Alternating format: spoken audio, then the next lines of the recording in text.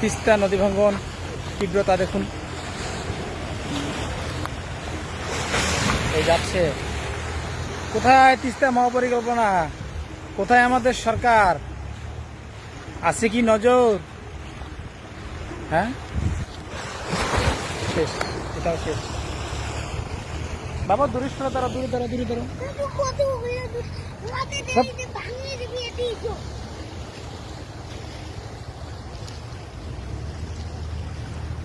তিস্তা নদী ভাঙ্গনের তীব্রতা।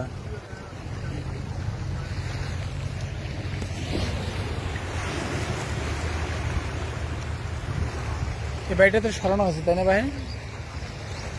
এই জায়গাটা মানে বেশি তাড়াতাড়ি ভেঙে যাবে। কাছে যেও না বাবা, কাছে যেও না, এদিক থেকে, এদিক থেকে।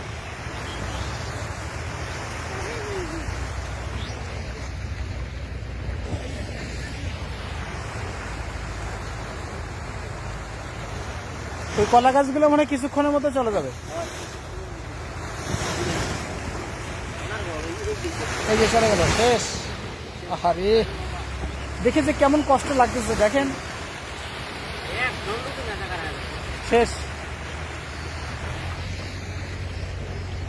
এই অংশগুলো তো এখনই চলে যাবে না?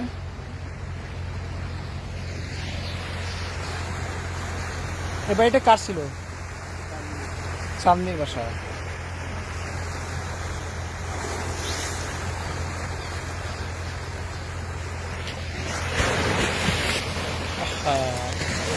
বাবা সর একটু দূরে আসো, দূরে আসো, দূরে আসো।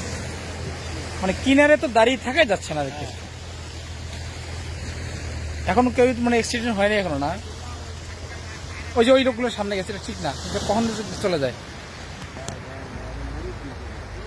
মরিচ যাওয়া, ঠিক আছে। সরকারি কোনো কর্মকর্তা বা সরকার মহলের কেউ তো এদিকে দৃষ্টি দিচ্ছে না। এই জায়গাটা মানে মুহূর্তের মতো চলে যাবে বাড়ি ভিতরটা, তাই না? আল্লাহ মাহমুদ, আল্লাহ রহমত করো।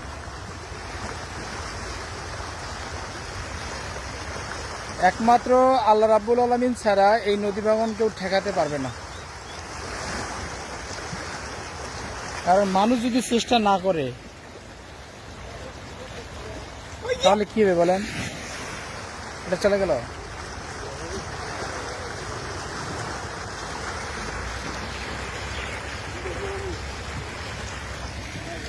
কাছে কাছে যাই না, কাছে যাই না।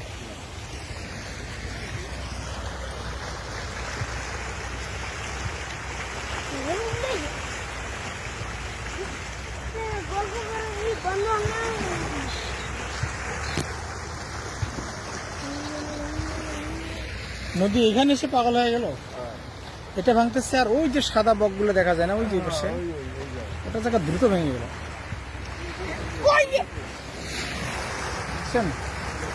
গায়ের কাছ থেকে আশপাশ থেকে এই জায়গাটা কম চলে যায়, আল্লাহ জানে। একটু দূরে সরে দেখেন, দূরে সরে দাঁড়ান, দূরে সরে দাঁড়ান। কারণ বিশ্বাস নেই। আচ্ছা, কোনো তো ফাটো লাগে ধরে না, এমনিতেই পড়ে যায় না? শেষ, সব কিছু শেষ, সব শেষ হয়ে যাচ্ছে।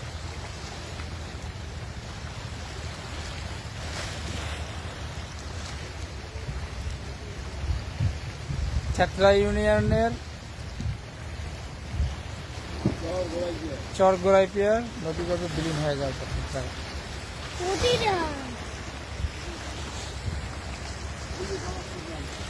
হ্যাঁ,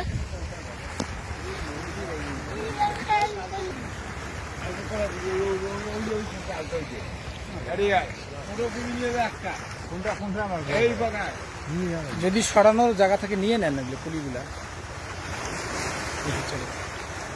এই যে কলার থোকটা মনে চলে যাবে এখন নাকি?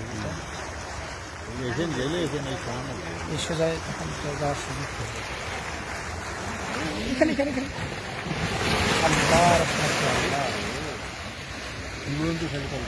এই জায়গায় একটুকে দাঁড়িয়েছিলাম, মানে সর্বোচ্চ 1 মিনিট আগেই।